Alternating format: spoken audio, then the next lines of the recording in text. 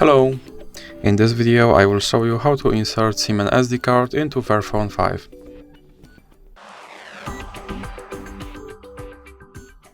So you have to start by removing the back cover of your phone.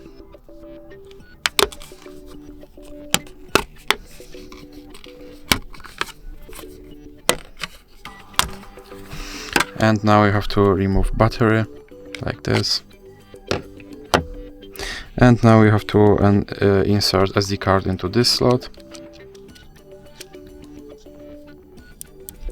And you can insert SIM card into this slot. Now you can install battery. And you can put on back cover, back on.